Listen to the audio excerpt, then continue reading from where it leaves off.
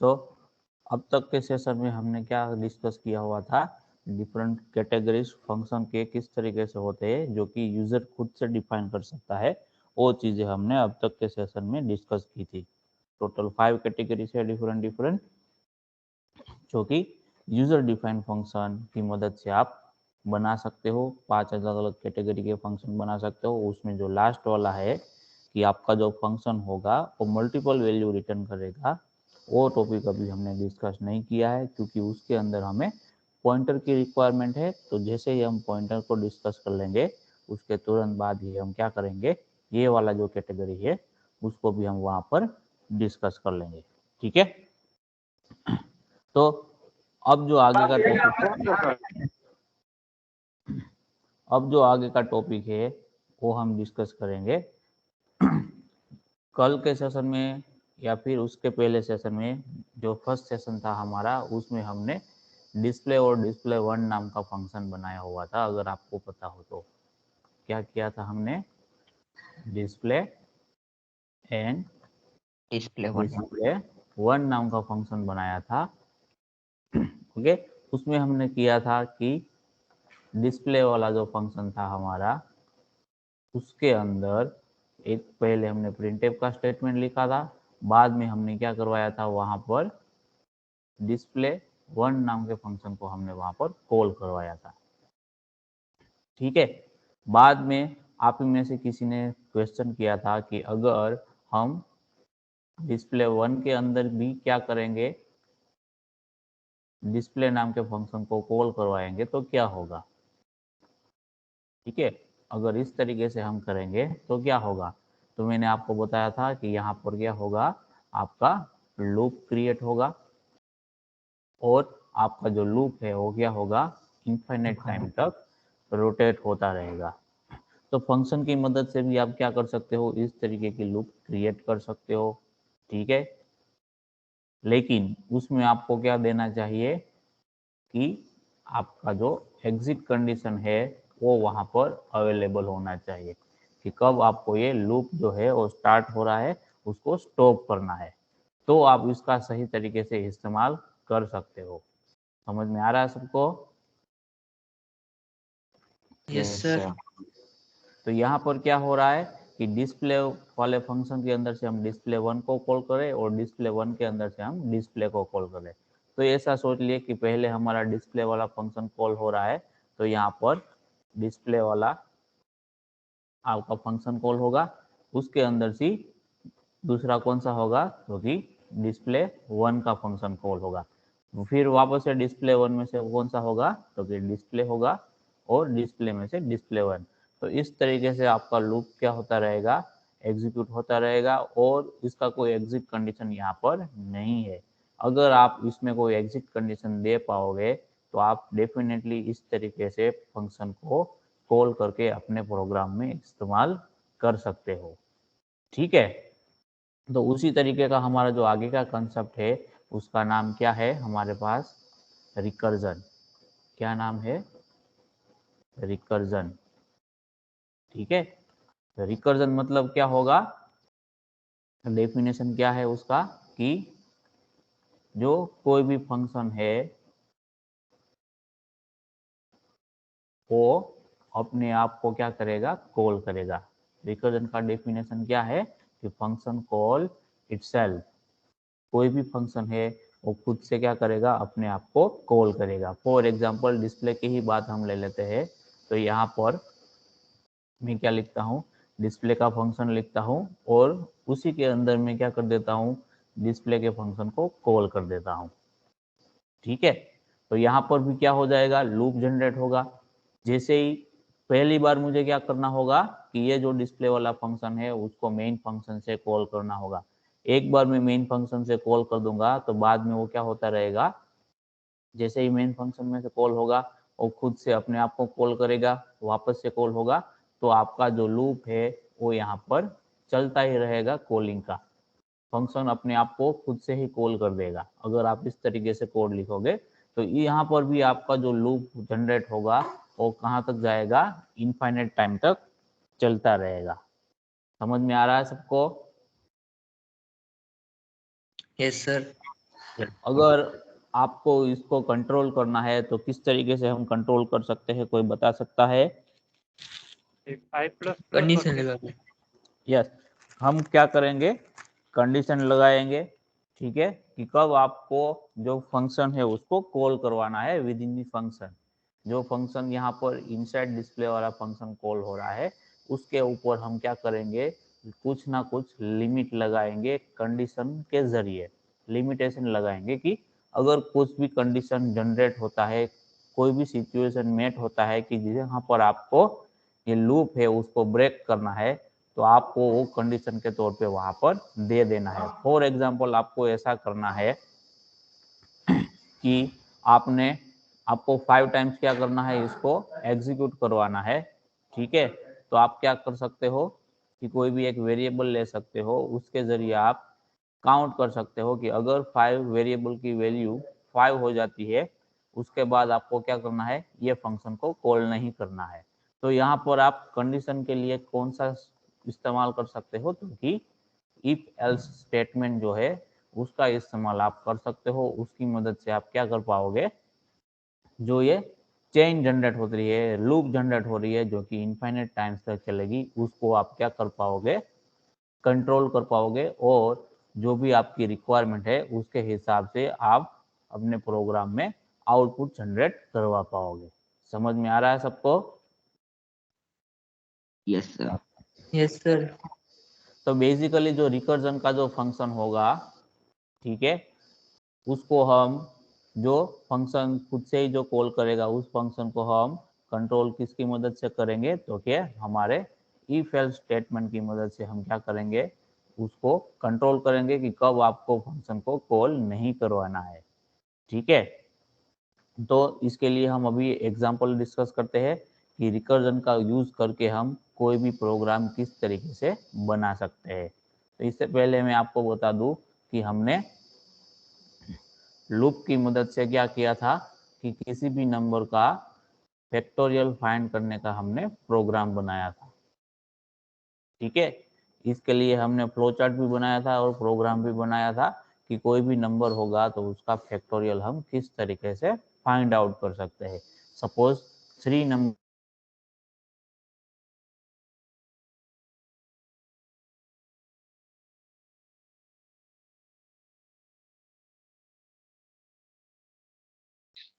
Sir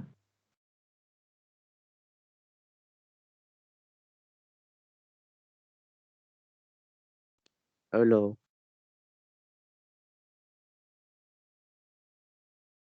sir आपकी voice break हो रही है।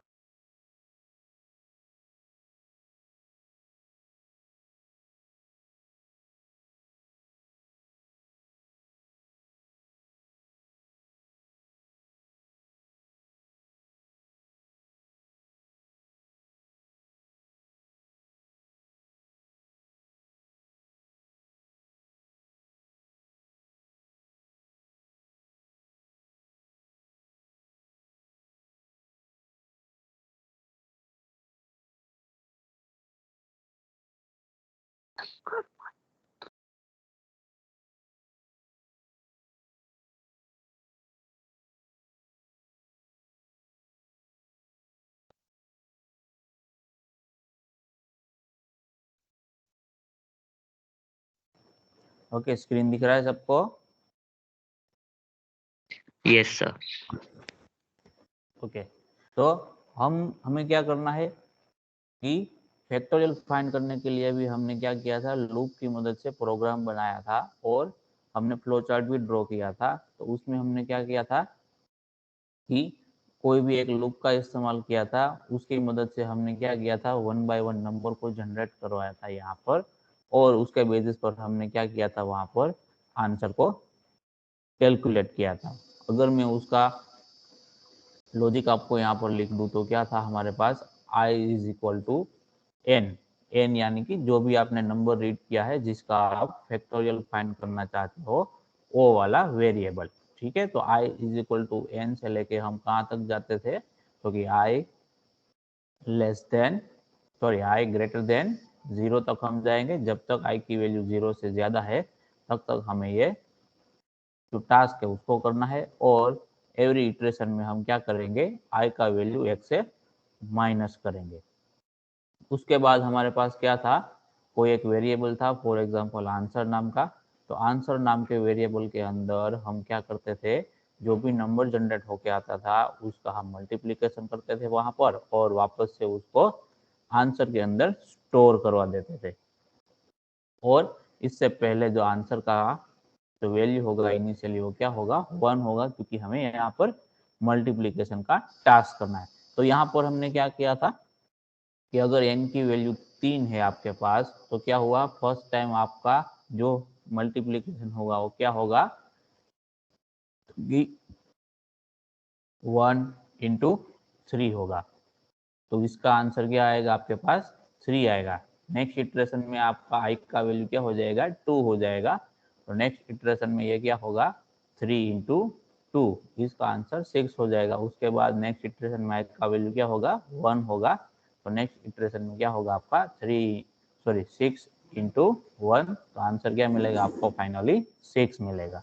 तो ये जो फैक्टोरियल हमने फाइंड आउट किया था वो किसकी मदद से किया था, तो कि लूप की मदद से। अब सेम चीज हम फाइंड आउट करेंगे, फैक्टोरियल ही हम फाइंड आउट करेंगे, लेकिन इस बार हम लूप किसकी मदद से करेंगे, क्रिएट। तो कि फंक्शन कॉलिंग की मदद से हम लूप को क्रिएट करेंगे। तो फंक्शन कॉलिंग की मदद से आपको लूप को क्रिएट करना है, तो किस तरीके से कर सकते हो, तो कि जो भी फंक्शन आप बनाया है उसी फंक्शन को उसी फंक्शन के अंदर से आप कॉल करोगे, तो आप क्या करवा सकते हो, लूप जनरेट कर सकते हो। एक बार आपने लूप जनरेट कर दिया तो बाद में उसको आपको क्या करना है, कंट्रोल करना है। तो यहाँ पर हम फैक्टोरियल नाम का फंक्शन बनाते हैं। फंक्शन का नाम क्या रख दिया हमने, फैक्टोरियल। शॉर्ट फॉर्म में आप फैक्ट भी रख सकते हो, तो यहाँ पर ज़्यादा राइटिंग ना करना पड़े, इसके लिए हम क्या कर देते हैं, हमारे फंक्शन का नाम शॉर्ट में रख देते हैं फैक्ट करके, ठीक है। और उसमें आर्ग्यूमेंट आपको क्या देना है, कौन सा आर्ग्यूमेंट आपको वहां पर देना है, तो कि आर्ग्यूमेंट आप क्या दोगे, इंटीजर वाला कंसीडर करेंगे हम, ठीक है। और वेरिएबल का नाम मैं क्या कंसीडर कर देता हूँ, यहाँ पर एन कंसीडर कर देता हूँ, ठीक है। और मुझे क्या करना है, यहाँ पर जो मेरा आंसर होगा उसको मैं क्या करवाना चाहता हूँ, रिटर्न करवाना चाहता हूँ, ठीक है। तो यहाँ पर मुझे क्या लिखना होगा, आगे जो भी रिटर्न वैल्यू है वो लिखनी होगी। तो यहाँ पर मैं क्या लिख दूंगा, तो के इंटीजर वैल्यू मुझे रिटर्न करवानी है। तो इस तरीके से कुछ आपका जो डिक्लेरेशन होगा फंक्शन का वो बनेगा आपका, ठीक है। अब इसका डेफिनेशन किस तरीके से हम लिखेंगे, डेफिनेशन हम यहाँ पर लिखते हैं राइट हैंड साइड में। तो यहाँ पर हम इंटीजर कर देते हैं, बाद में फैक्ट लिख देते हैं, और यहाँ पर इंटीजर एन वेरिएबल को हम कंसीडर कर लेते हैं, और फंक्शन के अंदर हम वापस से क्या करवाएंगे, इसको कॉल करवाएंगे, ठीक है। तो इसको कौन सी जगह पर कॉल करवाना है वो भी आपको यहाँ पर सोचना होगा। तो इससे पहले हम कौन कौन से वेरिएबल की रिक्वायरमेंट है वो हम यहाँ पर फाइंड आउट कर लेते हैं। तो हमें क्या करना है, यहाँ पर मल्टीप्लिकेशन का आंसर जैसे हमने यहाँ पर किसी एक वेरिएबल के अंदर स्टोर करवाया था, वैसे ही हमें फंक्शन के अंदर भी एक एक्स्ट्रा वेरिएबल की रिक्वायरमेंट होगी कि जिसके ऊपर हम मल्टीप्लिकेशन का ऑपरेशन करेंगे और उसके अंदर आंसर को हम स्टोर करवाएंगे। तो वो वेरिएबल का नाम फॉर एग्जांपल हम क्या रख देते हैं, एफ रख देते हैं, इज इक्वल टू, इनिशियली उसका वैल्यू क्या होगा आपके पास, यहाँ पर हम इनिशियली कोई भी वैल्यू कंसीडर नहीं करेंगे तो भी चलेगा, लेकिन उसका डेटा टाइप हमें क्या करना है, यहाँ पर डिफाइन करना है। तो उसका डेटा टाइप कौन सा होगा, ओके, इंटीजर होगा। एफ की जगह में आंसर वेरिएबल को ही कंसीडर कर लेता हूँ यहाँ पर, ठीक है। इनिशियली आंसर वेरिएबल उसका वैल्यू क्या होगा, अगर आप 1 करना चाहते हो, यहाँ पर हमें 1 करने की रिक्वायरमेंट नहीं है, क्यों, क्योंकि हम यहाँ पर जो फॉर लूप में यूज किया था उसके हिसाब से हम यहाँ पर यूज नहीं करते हैं इसको सिर्फ आंसर स्टोर करवाने के लिए हमने यहाँ पर इस्तेमाल किया हुआ है, ठीक है। अब हम क्या करेंगे कि कैलकुलेट करेंगे। कैलकुलेट क्या करना है, हमें फैक्टोरियल को कैलकुलेट करना है। तो वो किस तरीके से कर सकते हैं, तो यहाँ पर देखो, अगर n का वैल्यू 3 है आपके पास, तो फर्स्ट क्या होगा आपका, एल फैक्टोरियल आपको फाइंड आउट करना है। तो किस तरीके से आपको करना है, क्योंकि उसका मैथमेटिकल एक्सप्रेशन किस तरीके से होगा कि 3 इंटू 2 इंटू 1। तो हर एक टाइम क्या होता जाएगा, आपका एक वैल्यू है वो क्या होता जाएगा, वहां पर डिक्रीज होता जाएगा। तो अगर मैं इस तरीके का यहाँ पर फंक्शन लिखता हूँ, right and left hand side में मैं एक फंक्शन लिखता हूँ, वो फंक्शन कौन सा आंसर मुझे रिटर्न करेगा वो आपको बताना है, ठीक है। तो यहाँ पर इंटीजर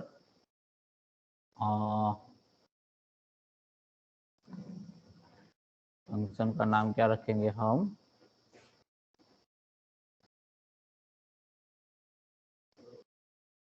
वैल्यू रिटर्न करने के लिए। फॉर एग्जांपल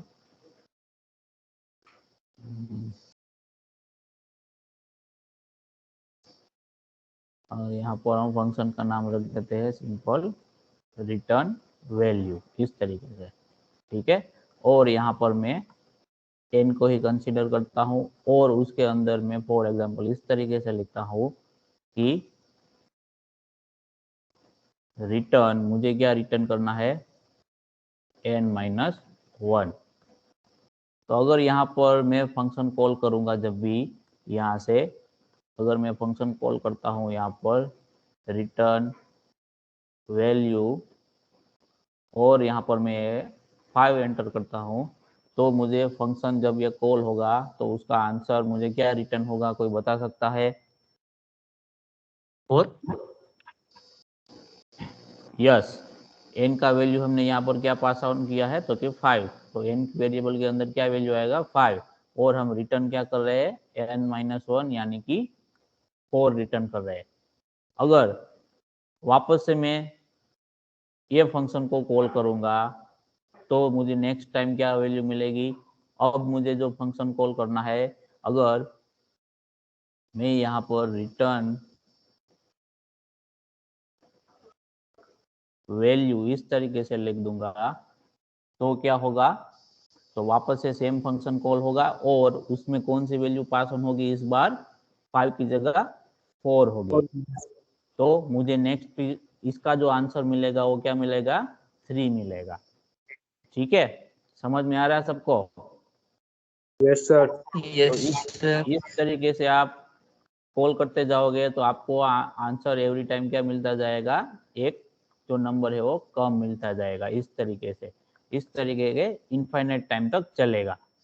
अब आपको इसको कंट्रोल करना है, जो आपको आंसर मिल रहा है उसको। तो यहाँ पर मैं क्या कर देता हूँ, हमारा जो फैक्ट वाला जो फंक्शन है उसको मैं उसी तरीके से कॉल कर देता हूँ यहाँ पर कि फैक्ट जो है उसको मैं कॉल करता हूँ और उससे पहले मुझे जो आंसर मिल, कॉल फंक्शन कॉल का जो आंसर है उसको मैं कोई एक वेरिएबल में स्टोर करवाना चाहता हूँ। कौन से वेरिएबल में, तो कि आंसर, जो फाइनल आंसर इसका जो भी एक्सप्रेशन बनेगा उसका आंसर मुझे कुछ ना कुछ वेरिएबल में यहाँ पर स्टोर करवाना होगा।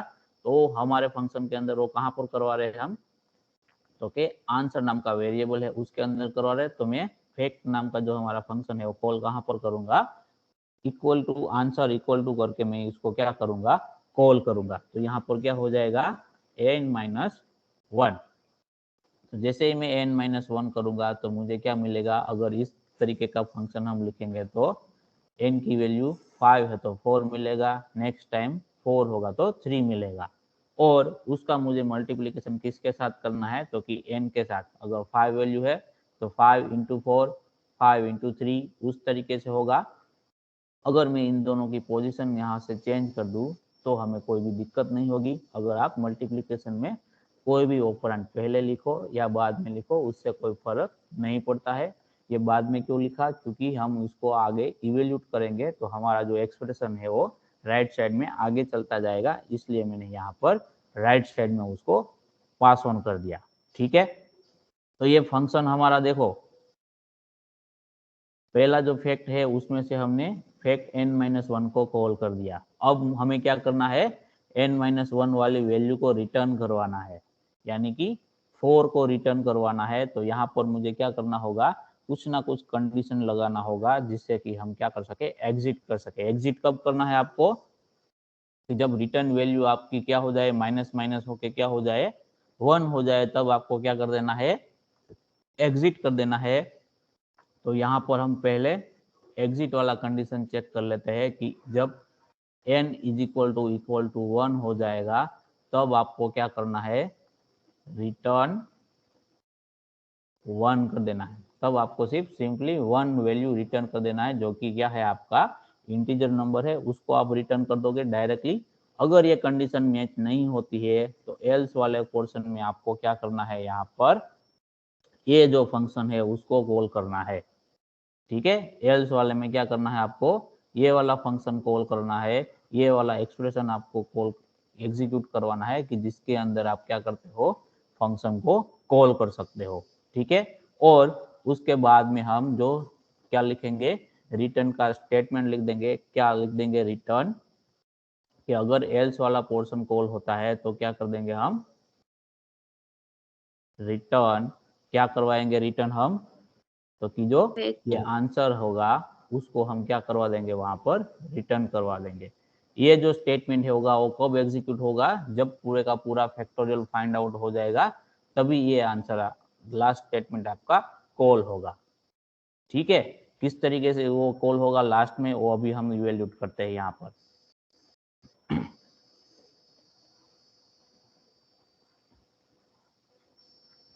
देखो n is equal to, for example हमने क्या कंसिडर किया है, 3 वैल्यू कंसिडर की है। ठीक है, एज ऑफ नाउ। तो जैसे ये फर्स्ट टाइम कॉल होगा तो मेन फंक्शन में हम क्या लिखेंगे कि answer is equal to fact, और यहाँ पर हम 3 पास करेंगे। तो मेन फंक्शन के अंदर हम कुछ इस तरीके से हमारे फैक्ट वाला जो फंक्शन है उसको क्या करेंगे, कॉल करेंगे। ठीक है, समझ में आ रहा है सबको, हमें फंक्शन को कॉल किस तरीके से करना है, तो कि फैक्ट जो हमारा फंक्शन का नाम है और उसके अंदर हमें इंटीजर नंबर देना है कि जिसका हमें फैक्टोरियल फाइंड आउट करना है। ठीक है, अब जैसे ही ये फंक्शन कॉल होगा तो हमारा जो फंक्शन डेफिनेशन है उसके अंदर जो भी कोड हमने लिखा हुआ है वो सारा क्या होगा, 1 बाय 1 एग्जीक्यूट होगा। तो पहले क्या एग्जीक्यूट होगा, तो कि आंसर नाम का वेरिएबल है उसका क्या होगा, यहाँ पर डिक्लेरेशन होगा। तो उसका डिक्लेरेशन हो गया मेमोरी में, उसकी वैल्यू कोई भी हो हमें उससे मतलब नहीं है। ठीक है, हमें सिर्फ डिक्लेरेशन चाहिए, तो वो हमें डिक्लेरेशन में मिल गया है। अब उसके बाद कौन सा स्टेटमेंट आपका एग्जीक्यूट होगा, तो कि इफ वाला स्टेटमेंट आपका एग्जीक्यूट होगा। इफ वाला स्टेटमेंट एग्जीक्यूट होगा तो वहां पर क्या चेक होगा आपका कि n का वैल्यू है वो 1 है कि नहीं है। तो यहाँ पर हमने कॉलिंग के टाइम पे वैल्यू 3 पास की है, तो n का वैल्यू क्या हुआ है, यहाँ पर हमारे पास 3 मिला है हमें। तो यहाँ पर ये कंडीशन आपका फॉल्स होगा, तो ये रिटर्न 1 एग्जीक्यूट नहीं होगा। डायरेक्टली आप कहाँ जाओगे, एल्स वाले पोर्शन में जाओगे। तो एल्स वाले पोर्शन में आपका क्या है, यहाँ पर ये वाला एक्सप्रेशन है वो आपका एग्जीक्यूट होगा। तो ये एक्सप्रेशन क्या है, तो कि answer is equal to n, n का वैल्यू क्या है, तो के 3 इनटू, अब क्या होगा, दूसरा आपका फंक्शन कॉल होगा, फंक्शन के अंदर ही सेम फंक्शन कॉल होगा। कौन सा फंक्शन कॉल होगा, तो कि फैक्ट n-1 का वैल्यू क्या होगा, तो के 2। ठीक है, ये एक्सप्रेशन कॉल होगा। तो जैसे ही आपका ये फंक्शन कॉल होगा, वापस से आपका कंपाइलर का कंट्रोल कहाँ पर जाएगा, तो कि फैक्ट फंक्शन का जो भी डेफिनेशन है वहां पर जाएगा, और वहां पर वो वापस से एग्जीक्यूट करना क्या करेगा, स्टार्ट करेगा फर्स्ट पॉइंट से। ये रिटर्न वाला स्टेटमेंट आपका अभी एग्जीक्यूट नहीं होगा। क्यों, क्योंकि उसके पहले में क्या कर दिया हमने, फंक्शन को कॉल कर दिया है। तो आपने देखा होगा कि जैसे कि हमने पहले डिस्कस किया था, जब कभी भी फंक्शन कॉल होता है तो उसी लाइन से, उसी मोमेंट से कंपाइलर क्या करेगा, वो फंक्शन जहां पर भी लिखा हुआ है वहां पर वो चला जाएगा और उसी फंक्शन को एग्जीक्यूट करने को स्टार्ट कर देगा। अनफॉर्चुनेटली हमारे पास हमने जो फंक्शन कॉल किया है वो हमारा सेम फंक्शन है कि जिसके अंदर से हम फंक्शन कॉल कर रहे हैं। ठीक है, तो वापस से जैसे ही ये फंक्शन के अंदर से ये फंक्शन कॉल होगा हमारा फैक्ट वाला, तो कंट्रोल वापस से कहाँ चला जाएगा, यहाँ पर चला जाएगा इंटीजर आंसर पे। ठीक है, और वापस से क्या करेगा, उसका वो डिक्लेरेशन कर, फिर से क्या होगा, कंडीशन चेक होगा कि n इक्वल टू 1 है कि नहीं है। तो इस बार n का वैल्यू क्या है, हमने पास किया है फंक्शन कॉलिंग के टाइम पे, देखो यहाँ पर, तो कि वो 2 है। ठीक है, तो n का वैल्यू आपको यहाँ पर क्या मिलेगा, 2 मिलेगा तो ये कंडीशन आपका क्या होगा, यहाँ पर फॉल्स होगा। कंडीशन फॉल्स होगा तो यहाँ पर क्या होगा, आपका ये वाला स्टेटमेंट है वो जनरेट होके आ जाएगा। क्या आ जाएगा कि answer is equal to n into fact. ठीक है, तो यहाँ पर फैक्ट 2 है वो फंक्शन कॉल होगा, उसकी जगह पर क्या होगा, अभी ये फर्स्ट हमारा एक्सप्रेशन इवेल्यूट नहीं हुआ, अभी एक्सपांड हो रहा है। ठीक है, फैक्ट 2 हुआ तो उसका भी क्या होगा, यहाँ पर एक्सप्रेशन क्या होगा, क्या होगा उसका एक्सप्रेशन, क्योंकि answer is equal to this होगा। ठीक है, तो आंसर को अभी हम कंसिडर नहीं करते हैं, डायरेक्टली हम यहाँ पर एक्सप्रेशन को देख लेते हैं और उसको यहाँ पर नोट डाउन करते हैं। ठीक है, कि अल्टीमेटली जो आंसर होगा वो क्या होगा, आपका वेरिएबल के थ्रू रिटर्न होगा। तो अभी हम इसको डायरेक्टली एक्सप्रेशन को ही हम क्या करते हैं, यहाँ पर नोट डाउन करते हैं। तो एक्सप्रेशन क्या है हमारा, n है, तो n का वैल्यू क्या है, क्योंकि हमने फंक्शन कॉल में क्या पास किया है, 2 को पास किया है। और उसके बाद क्या है, वापस से हमारे पास सेम फंक्शन को हम कॉल कर रहे हैं। तो क्या कॉल कर रहे हैं, फैक्ट n-1। तो अभी n की वैल्यू क्या है, 2 है, तो इस बार हम फंक्शन कॉल कौन सा करेंगे कि फैक्ट 1। तो जैसे ही फैक्ट 1 फंक्शन कॉल होगा, वापस से हमारा कंट्रोल कहाँ चला जाएगा, हमारे फंक्शन के फर्स्ट पॉइंट पे चला जाएगा। वापस से हम क्या करेंगे, आंसर को वहां पर डिक्लेयर करेंगे और चेक करेंगे, यहाँ पर क्या चेक करेंगे कि n इज इक्वल टू 1 है कि नहीं है। ठीक है, n इज इक्वल टू 1 है कि नहीं है, तो यहाँ पर n का वैल्यू हमें क्या मिला है, 1 मिला है, तो ये क्या कर देगा, डायरेक्टली वैल्यू 1 रिटर्न करेगा। समझ में आ रहा है सबको, क्या करेगा, 1 वैल्यू रिटर्न करेगा। तो यहाँ पर हमारा जो फंक्शन है फैक्ट, उसकी जगह कौन सी वैल्यू आ जाएगी, 1 आ जाएगी। तो ये सिचुएशन में इस बार हमारा एल्स पोर्शन एग्जीक्यूट नहीं होगा, ये वाला एल्स पोर्शन एग्जीक्यूट नहीं होगा, डायरेक्टली हम यहाँ से रिटर्न कर देंगे। तो जैसे ही हमें ये वाला रिटर्न मिलेगा तो हमें इसका आंसर मिल जाएगा। तो अब हमारा क्या होगा, ये वाला जो एक्सप्रेशन है उसका इवैल्यूएशन मिलेगा। इसका इवैल्यूएशन क्या मिलेगा, तो कि 3 इंटू 2। जैसे ही हमें ये एक्सप्रेशन का आंसर मिल जाएगा तो वो वापस से कहाँ आ जाएगा, यहाँ पर आ जाएगा, जिसका आंसर क्या है, 2 है। तो अब हमारा एक्सप्रेशन क्या बनेगा, 3 इंटू 2। तो फाइनली हम हमारा एक्सप्रेशन इवेल्यूट करेंगे और हमें आंसर क्या मिलेगा, 6 मिलेगा। और फाइनली जो आपका आंसर 6 मिलेगा, उसके बाद आपका जो ये रिटर्न वाला स्टेटमेंट है वो क्या होगा, वहां पर एग्जीक्यूट होगा और फाइनली आपका जो वैल्यू है वो वहां पर रिटर्न होगा 6। समझ में आ रहा है सबको, यस सर। Yes okay. तो अभी हम इसको प्रोग्राम के अंदर इंप्लीमेंट करके देखते हैं कि किस तरीके से ये वर्क करता है। ठीक है,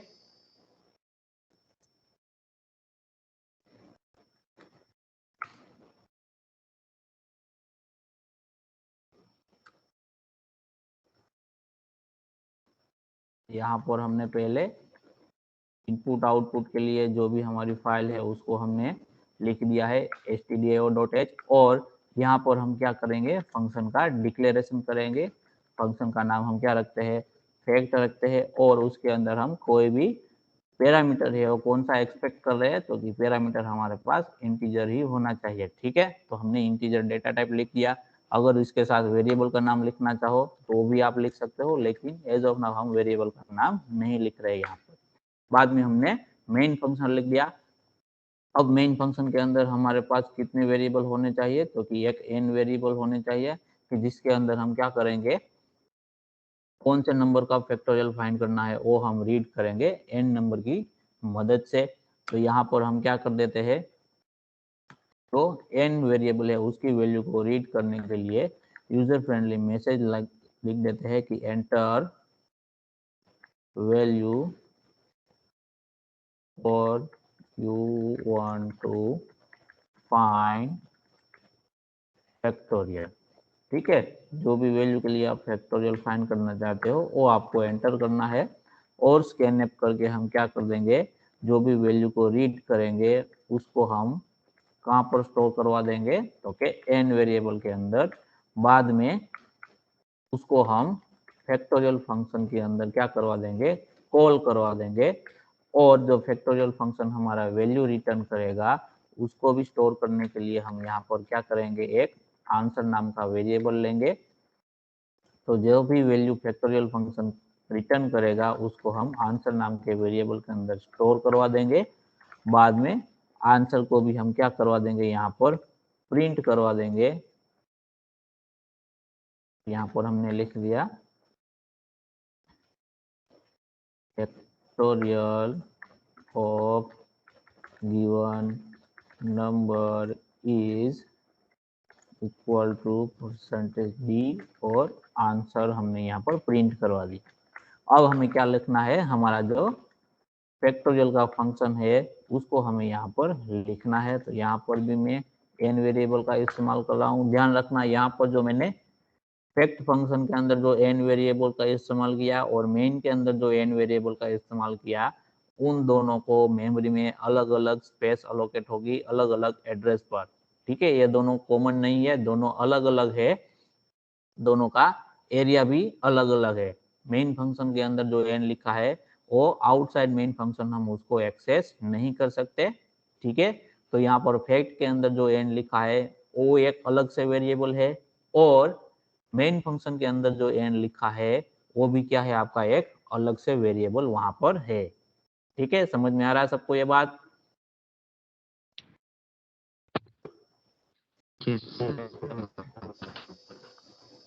देखो यहाँ पर जो हमने ये n वेरिएबल लिखा हुआ है और फैक्ट फंक्शन के अंदर जो n वेरिएबल है उसको जब कंपाइलर मेमोरी अलोकेट करेगा तो वो क्या करेगा, डिफरेंट आपका मेमोरी एड्रेस पर उसको क्या करेगा, अलोकेट करेगा। ठीक है, ये दोनों कॉमन नहीं है, नाम एक ही है। ठीक है, लेकिन वो दोनों अलग अलग लोकेशन पर है। समझ में आ रहा है सबको? Yes sir. हाँ, ये सिमिलर उसके जैसा है कि अगर कोई भी आपका सिटी है और उसके अंदर कोई भी एक एरिया है जो कि फेमस नाम है, तो सेम एरिया होगा, दूसरे किसी भी सिटी में होगा, लेकिन दोनों सेम नहीं होंगे, दोनों नाम सेम होंगे लेकिन उसका सिटी अलग अलग होगा। जैसे कि भुज में आपके पास वानियावाड़ नाम है, ठीक है, तो अगर आप भुज के अंदर वानियावाड़ की बात कर रहे हो तो समझ जाएंगे कि वो भुज की वानियावाड़ की बात करें। सेम वे में अगर आप नडियाद सिटी में जाओगे तो वहां पर भी वानियावाड़ करके एक एरिया है, तो वो जब आप नडियाद के अंदर बात करोगे वानियावाड़ की तो डेफिनेटली वो नडियाद सिटी के अंदर जो वानियावाड़ का एरिया है उसकी बात होगी। ठीक है, तो यहाँ पर दोनों एरिया का नाम क्या है, सेम है, लेकिन उसका लोकालिटी क्या है, डिफरेंट है, उसका एरिया डिफरेंट है, उसका प्रीमाइसिस डिफरेंस है। ठीक है, तो सिमिलर वे में यहाँ पर हमारा जो n वेरिएबल है उसका नाम सेम है, लेकिन उन दोनों का प्रीमाइसिस क्या है, डिफरेंट है। कौन सा है, तो कि एक का मेन फंक्शन है और दूसरे का हमारा यूजर डिफाइंड जिसका नाम है फैक्ट। तो उसके हिसाब से हम उसको क्या होगा, जब कंपाइलर एग्जीक्यूट करेगा तो उसको मेमोरी अलग अलग तरीके से एलोकेट करेगा। समझ में आ गया सबको ये? तो इसीलिए ये क्या यस है, सर। लोकल वेरिएबल है दोनों। ठीक है, जो कि हमने कल के सेशन में डिस्कस किया था कि फंक्शन के अंदर कोई भी वेरिएबल होगा तो वो कौन सा होगा, लोकल वेरिएबल होगा। ठीक है, तो आपको ये चीज ध्यान में रखनी है। अगर आप कहीं पर भी इंटरव्यू में जाते हो तो इस तरीके के ट्रिकी क्वेश्चन आपको पूछे जाते हैं। यहाँ पर नेम सेम है लेकिन उसका प्रीमाइसिस अलग अलग है, तो आपको उसके हिसाब से कैलकुलेशन करके इंटरव्यूअर को आंसर देना रहता है। ठीक है, तो अब हम वापस से जो हमारा फंक्शन है फैक्ट नाम का, उसको वहां पर कैलकुलेट करने के लिए उसका लॉजिक हम लिख देते हैं। तो जैसा कि हमने डिस्कस किया था, यहाँ पर भी हमें क्या रिक्वायरमेंट है, एक वेरिएबल की रिक्वायरमेंट है। यहाँ पर भी देखो मैंने आंसर नाम का वेरिएबल लिया हुआ है लेकिन वो मेन वाले से अलग है। अब हमें क्या करना है कि हमें चेक करना है कि जो n का वैल्यू 1 होगा, ठीक है, अगर n का वैल्यू 1 होगा तो हमें क्या करना है, n का वैल्यू 1 है तो हमें रिटर्न 1 करवा देना है। क्या वैल्यू रिटर्न करनी है, 1 को रिटर्न कर देना है हमें।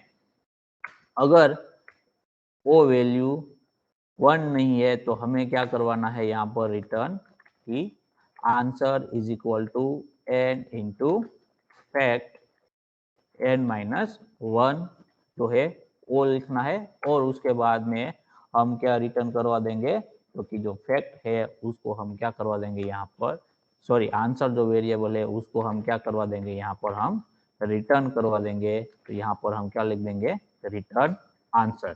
तो कुछ इस तरीके से हमारा जो फैक्ट नाम का जो फंक्शन है वो यहाँ पर बनेगा। अब हम इसको एग्जीक्यूट करके देखते हैं कि जो हमने यहाँ पर डिस्कशन किया है लॉजिक वो सही तरीके से वर्क करता है कि नहीं। ठीक है, तो उसके लिए मैं प्रोग्राम को यहाँ पर एग्जीक्यूट कर रहा हूँ। तो यहाँ पर मैं 3 वैल्यू को एंटर करता हूँ, तो उसका फैक्टोरियल मुझे यहाँ पर क्या मिल रहा है, 6 मिल रहा है। यानी कि हमारा जो प्रोग्राम है वो सही तरीके से काम कर रहा है। जैसा हमने लॉजिक डिस्कस किया था उसके मुताबिक ही कंपाइलर हमारा हमें आंसर निकाल के दे रहा है। इस बार मैं 5 वैल्यू एंटर करता हूँ, तो यहाँ पर 5 का फैक्टोरियल क्या होगा आपका 120 होगा। तो उसके हिसाब से हमें यहाँ पर आंसर मिल रहा है, कौन सा मिल रहा है, तो कि 120। ठीक है, सर ये रिटर्न 1 लिखा उसका मतलब? यस ये वाला ना। हाँ सर। हाँ, तो ये जो हमने कंडीशन लिखा है इफ वाला, वो हमने क्यों लिखा है कि हमारा जो लूप रोटेट होता है इनफाइनाइट टाइम पर, ठीक है, तो उसको हमें ब्रेक कौन से पॉइंट पे करना है वो चीज हमने यहाँ पर लिखी है। ठीक है, ब्रेक कब करना है आपको, तो कि एन का वैल्यू जब 1 होगा तब हमें क्या करना है, उसको ब्रेक कर देना है, उसके आगे हमें नहीं जाना है। ठीक है, तो एन का वैल्यू अगर आपने 3 कंसीडर किया है तो ये एक्सप्रेशन की अकॉर्डिंग आपका एक्सप्रेशन क्या बनेगा, तो कि 3 इंटू फैक्ट 2 बनेगा। ठीक है, अगेन फैक्ट क्या होगा आपका एक्सपांड होगा, तो यहाँ पर क्या होगा आपका एन का वैल्यू यहाँ पर क्या है आपके पास 2 है, तो यहाँ पर क्या बनेगा, इसका जो आंसर निकल के आएगा वो क्या आएगा 2 इंटू फैक्ट 1 आएगा। अगेन फैक्ट 1 कॉल होगा, तो यहाँ पर क्या होगा आपका, देखो यहाँ पर फैक्ट 1 में n का वैल्यू क्या है 1 है, तो यहाँ पर वैल्यू क्या रिटर्न होगी 1 वैल्यू आपकी रिटर्न होगी, तो यहाँ पर 1 आएगा। समझ में आ रहा है सबको, ये 1 इसलिए लिखा है क्योंकि यहाँ पर आपका 1 आना चाहिए, तभी आपका एक्सप्रेशन क्या होगा यहाँ पर कंप्लीट होगा।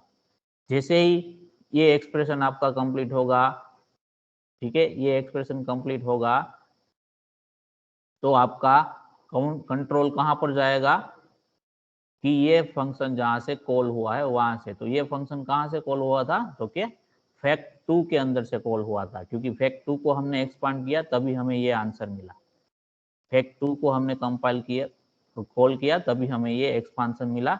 तो जैसे ही इसका आंसर मिल जाएगा कि रिटर्न 1 आ गया, उसके आगे कोई भी फंक्शन कॉल नहीं हो रहा है, फंक्शन कॉल वहां पर खत्म हो गया आपका, तो इसका जो आंसर मिलेगा फैक्ट 1 का, उसके बाद आपका कंट्रोल वापस से कहाँ जाएगा फैक्ट 2, यानी कि फैक्ट 1 जहां से कॉल हुआ है वहां पर। तो फैक्ट 1 कहां से कॉल हुआ, तो फैक्ट 2 के अंदर से। अब फैक्ट 2 का आंसर आपके पास है, तो ये फैक्ट 1 का आंसर 1 मिल गया, तो 1 इंटू 2 तो 2 हो गया। तो अब फैक्ट 2 का आंसर आपके पास है, तो फैक्ट 2 आप वापस से कहाँ जाओगे, ओके फैक्ट 3 के अंदर जाओगे जहां से आपका फैक्ट 2 काउंट्रो क्या हुआ है, आपका फैक्ट 2 कॉल हुआ है। तो आप फैक्ट 3 में जाओगे, यानी कि यहाँ पर ये आंसर वाले लाइन पे आ जाओगे जहां से आपने स्टार्ट किया था, इनिशिएट किया था पहली बार फंक्शन के अंदर फंक्शन कॉल करने का। तो यहाँ पर आपका जो फैक्ट 2 का आंसर है वो आ जाएगा, वो क्या आएगा आपका, तो 2 आएगा। तो वहां पर क्या होगा 3 इंटू 2 हो जाएगा, तो आंसर क्या होगा 6 होगा, ये 6 हो जाएगा। उसके बाद आप ये जो 20 नंबर का लाइन है उसको आप क्या करोगे कॉल करोगे, और उसमें आपने क्या किया है आंसर को रिटर्न किया है, यानी कि 6 वैल्यू आप क्या करोगे वहां पर रिटर्न करोगे। समझ में आ रहा है सबको? Yes, sir. Yes sir. Okay, और किसी को कोई भी डाउट है?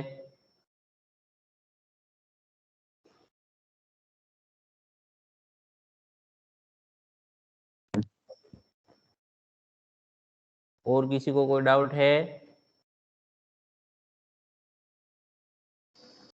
एक बार वापस से मैं नो इसको सर। रिपीट कर देता हूँ, ठीक है, क्योंकि ये इम्पोर्टेंट टॉपिक है आपकी एग्जाम में 100% इसका जो क्वेश्चन होता ही है रिकर्जन फंक्शन का, ठीक है। तो उसको मैं एक बार और आपको एक्सप्लेन करके बताता हूँ ताकि किसी का कोई भी डाउट रह गया हो तो वो वहाँ पर सोल्व हो जाए, ठीक है। तो यहाँ पर मैं वापस से लिखता हूँ, देखो जैसे यहाँ पर हम n की वैल्यू क्या कंसीडर कर रहे हैं, 3 कंसीडर कर रहे हैं, ओके, ताकि हमारा जो नंबर ऑफ इटरेशन हो कम हो और कम टाइम में हम इसको ट्रैक कर पाए। तो n इज इक्वल टू 3 हमने कंसीडर किया है, तो जैसे ही ये वाला फंक्शन कॉल होगा हमारा फैक्ट के n की जगह क्या आ जाएगा, वहां पर 3 आ जाएगा, ठीक है। तो यहाँ पर फैक्ट 3 जैसे ही कॉल होगा, ये स्टेटमेंट जैसे ही आपका कंपाइलर एग्जीक्यूट करेगा, कंट्रोल यहाँ से कहाँ चला जाएगा, डायरेक्टली आपका फंक्शन जहाँ पर लिखा हुआ है, फंक्शन का डेफिनेशन जहाँ पर लिखा हुआ है वहां पर चला जाएगा और वहां पर क्या करेगा, उसको जो भी स्टेटमेंट है आपके फंक्शन के अंदर उसको 1 बाय 1 एग्जीक्यूट करेगा, ठीक है। तो फैक्ट 3 जब होगा तब क्या होगा, आपका ये आंसर नाम का वेरिएबल डिक्लेयर होगा। उसके बाद हम कंडीशन चेक करेंगे कि n इज इक्वल टू 1 है, तो कहीं n की जगह हमने 3 पास किया है तो ये कंडीशन आपका फॉल्स हो जाएगा। फॉल्स होगा तो एल्स पोर्शन में हम चले जाएंगे। एल्स पोर्शन में क्या होगा, तो कि आंसर इज इक्वल टू क्या होगा, n का वैल्यू क्या है, 3 है, और उसके बाद में क्या होगा, ओके, फैक्ट n-1 यानी कि हमारे पास क्या होगा 3-1, तो यहाँ पर क्या कॉल होगा, फैक्ट 2 इस तरीके से कॉल होगा, ठीक है। फैक्ट वापस से कॉल हुआ तो उसका मतलब क्या होगा, वापस से हम कहाँ पर चले जाएंगे, जहां पर हमारा फंक्शन लिखा हुआ है वहां पर जाएंगे और जो फैक्ट 2 है वो फंक्शन क्या होगा, हमारा इवेल्यूट होगा। तो वापस से हमारा ये वेरिएबल डिक्लेरेशन होगा, कंडीशन चेक होगा, अगेन कंडीशन फॉल्स होगा, तो अगेन आपका ये जो एक्सप्रेशन है वो यहाँ पर बनेगा, ठीक है। तो यहाँ पर मैं वापस से आंसर इज इक्वल टू क्या लिखता हूँ, आंसर इज इक्वल टू क्या लिखा हमने, n यानी कि वैल्यू क्या है n की 2 है, और अगेन यहाँ पर क्या होगा, फैक्ट फंक्शन हमारा कॉल होगा, उसमें क्या पास ऑन होगा n-1 यानी कि 2-1, तो क्या होगा यहाँ पर 1 होके आएगा, ठीक है। अब फैक्ट 1 जैसे ही कॉल होगा तो क्या होगा, हमारा वापस से ये फंक्शन है वो कॉल होगा। वापस से हम चेक करेंगे कि कंडीशन ट्रू है कि नहीं है, तो इस बार इनका वैल्यू हमने क्या पास ऑन किया है, 1 किया है, तो ये कंडीशन हमारा क्या होगा, ट्रू होगा। तो कौन सा वैल्यू रिटर्न होगा, हमें 1 वैल्यू रिटर्न होगा यहाँ पर। तो यहाँ पर देखो फैक्ट 1 की जगह हमें कौन सा वैल्यू मिलेगा, 1 वैल्यू मिलेगा। तो 1 वैल्यू जैसे ही मिलेगा तो फैक्ट 2 के अंदर जो हमने ये आंसर वाला एक्सप्रेशन कॉल किया था उसमें हमें दोनों के दोनों पैरामीटर मिल गए, तो वो आंसर इवेल्यूट होगा यहाँ पर आंसर इज इक्वल टू 2, ठीक है। तो ये इवेल्यूट हो गया। उसके बाद उसमें क्या लिखा हुआ है, रिटर्न आंसर, यानी कि फैक्ट 2 फंक्शन जहां पर से कॉल हुआ है वहां पर क्या वैल्यू आएगी, तो कि ये 2 जो कि आपने रिटर्न किया है। तो फैक्ट 2 आपने कहां से कॉल किया था, तो कि फैक्ट 3 फंक्शन हमने कॉल किया था उसके अंदर से कॉल किया था। तो फैक्ट 2 की जगह हमें क्या आंसर रिटर्न होके मिलेगा, तो अब हमारा ये एक्सप्रेशन है वो किस तरीके से बन जाएगा, इस तरीके से कि फैक्ट 2 में से हमें क्या रिटर्न होके वैल्यू मिल रही है, तो क्या 2 मिल रहा है। अब ये एक्सप्रेशन इवेल्यूट हो गया, तो उसके बाद फैक्ट 3 फंक्शन जब कॉल हुआ था तब हमारा जो ये रिटर्न का स्टेटमेंट है वो एग्जीक्यूट होगा। तो अब फाइनली हम रिटर्न कौन सी वैल्यू करेंगे, तो कि ये आंसर की जो वैल्यू है जो कि है 6, तो फाइनली ये वैल्यू को हम रिटर्न करेंगे। तो वो कहाँ रिटर्न होगी, तो जहां से एक्चुअल आपका फैक्ट 3 फंक्शन कॉल हुआ था वहां पर, तो यहाँ पर आपकी 6 वैल्यू आएगी, और अगेन वो 6 नंबर कहाँ पर स्टोर होगा, ताकि आपके आंसर नाम के वेरिएबल के अंदर जो कि आपके मेन फंक्शन के अंदर डिक्लेयर किया हुआ है वहां पर। समझ में आ रहा है सबको? यस यस अभी किसी को डाउट है इसमें तो पूछो। No sir. रिटर्न 1 की जगह पर ब्रेक लगाए तो सॉरी, रिटर्न आपकी आवाज कट रही है, रिपीट करो प्लीज। रिटर्न 1 की जगह पर ब्रेक लगाए तो यहाँ पर रिटर्न 1 की जगह आपको हाँ क्या वहां कर पर देना है, ब्रेक कर देना है। ब्रेक। ओके ठीक है, तो उसको भी हम देख के चेक करके देख लेते हैं, ठीक है, कि क्या हमें प्रोग्राम के अंदर प्रोग्राम का बिहेवियर हमारा किस तरीके से होगा अगर आप रिटर्न की जगह क्या लिखते हो, ब्रेक लिखते हो। ठीक है, तो ऐसे केस में क्या हो जाएगा, आपका फंक्शन कोई भी वैल्यू वहां पर रिटर्न नहीं करेगा। तो कोई भी वैल्यू रिटर्न नहीं करेगा तो कंपाइलर क्या करेगा, उसको क्या देख रहा है, break statement not within the loop और स्विच। देखो सी प्रोग्राम के अंदर ये रूल डिफाइन किया गया है कि अगर आपको ब्रेक स्टेटमेंट का यूज करना है तो वो कहां पर आप लिख सकते हो, विद इन द लूप और स्विच केस, इन दोनों के साथ आप लिख सकते हो, इसके अलावा ब्रेक स्टेटमेंट आप नहीं लिख सकते हो। ठीक है, हमें कंपाइलर ने क्या बता दिया, एरर दिखा दिया कि आप यहाँ पर ब्रेक नहीं लिख सकते हो क्योंकि यहाँ पर ना तो आपने लूप का इस्तेमाल किया हुआ है ना तो स्विच का इस्तेमाल किया हुआ है। हमने अल्टीमेटली लॉजिकली यहाँ पर क्या किया है, लूप को जनरेट करवाया है, लेकिन जो लूप का कंसेप्ट है उसको हमने यहाँ पर इम्प्लीमेंट नहीं किया है, तो हम ब्रेक का स्टेटमेंट यहाँ पर नहीं लिख सकते। कंपाइलर हमने एरर दिखा दिया। ठीक है, यस सर। और किसी को कोई भी डाउट है तो पूछो। Sir no sir, no doubt. हाँ बोलो, डाउट है पूछो। सर हम रिटर्न 1 की करवाए तो रिटर्न 1 की जगह रिटर्न 2। यस, रिटर्न 1 की जगह आप रिटर्न 2 करवाओगे तो आपका जो ये आंसर 6 आ रहा है उसका वो डबल हो जाएगा, क्या हो जाएगा, 12 हो जाएगा। और जो हमारा फैक्टोरियल फाइंड करने का एक्चुअल एक्सप्रेशन मैथमेटिकल है कि 3 इंटू 2 इंटू 1, तो यहाँ पर 3 इंटू 2 तो होगा, लेकिन यहाँ पर 1 की जगह आप 2 रिटर्न करोगे तो ये 2 हो जाएगा और आपका फैक्टोरियल का आंसर जो आएगा वो गलत आएगा। ठीक है, ये 1 हमने रिटर्न क्यों करवाया है उसकी एक स्पेसिफिक रीजन है, क्योंकि जब हम फैक्टोरियल फाइंड कर रहे हैं उसमें जो हमारा नंबर है उसके अकॉर्डिंग हम डिक्रीमेंट ऑर्डर में जाते हैं, तो लास्ट नंबर कौन सा आता है मल्टीप्लिकेशन का जो एक्सप्रेशन बनेगा उसमें, तो कि वो 1 आता है। उसी पर्पज के लिए ये हमने यहाँ पर 1 रिटर्न करवाया है। ठीक है, सर अगर 2 करोगे तो आपका आंसर क्या हो जाएगा, गलत आएगा। 2 को हम यहाँ पर करके देख लेते हैं और बता देते हैं कि आपका आंसर किस तरीके से मिलेगा। अगर मैं रिटर्न 1 की जगह यहाँ पर 2 कर देता हूँ, ठीक है, और हम प्रोग्राम को एग्जीक्यूट करेंगे और मैं 3 का एंट्री करता हूँ, तो यहाँ पर देखो आंसर क्या हो गया, 6 की जगह मुझे क्या मिला, 12 मिला, क्योंकि हमने लास्ट में रिटर्न क्या किया, 2 किया। तो यहाँ पर एक्सप्रेशन क्या जनरेट होके आ गया, 3 इंटू 2 इंटू 2 आ गया इंस्टेड ऑफ 1। ठीक है, तो यहाँ पर 1 लिखना है आपको। उसका रीजन क्या है कि हमारा जो मैथमेटिकल एक्सप्रेशन जनरेट होगा फैक्टोरियल फाइंड करने का, उसमें लास्ट जो मल्टीप्लिकेशन नंबर आता है वो कौन सा आता है, 1 आता है। तो उसी पर्पज के लिए हम यहाँ पर रिटर्न 1 करवा रहे हैं। और कंडीशन में भी हम 1 क्यों चेक कर रहे हैं, क्योंकि लास्ट आपका क्या होता है, 1 होता है जब आप डिक्रीमेंट ऑर्डर में जाओगे, तो 1 के बाद आपको किसी का मल्टीप्लिकेशन वहां पर नहीं करना है। इसीलिए आपने चेक किया कि आप n की वैल्यू जो है वो इटरेटिवली डिक्रीमेंट करते करते 1 तक पहुंच गए हैं। अगर यस, तब आपका जो फाइनल होगा वो क्या होगा, 1 होगा, कि अब आपको इसके आगे का इटरेशन नहीं करना है।